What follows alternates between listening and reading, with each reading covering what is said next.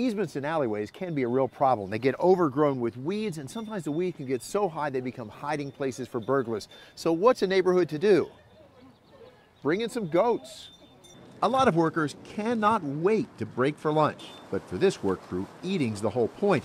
The Garden District neighborhood in Midtown Tucson hired a company called Urban Grazers to bring in these living lawnmowers. For the goats, weeds are not a nasty nuisance. They are a tasty treat. Right now, you're riding along with a goat named Don Juan, thanks to our Goat Pro camera strapped on his back. Don Juan and his 14 co-workers are eating their way through the neighborhood. Meg Johnson heard about hiring goats as a natural way of weed control. She says more than 40 neighbors were willing to pay $25 per house to bring in the herd.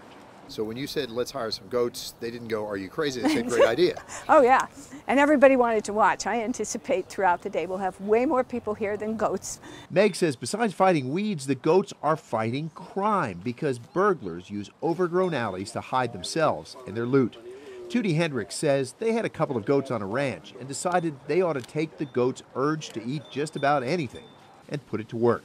So they grew the herd, and it grew into a business. Absolutely, herbivores, not herbicides. We want to save the planet as best we can. We want to keep away from spraying. These guys do a good job of it.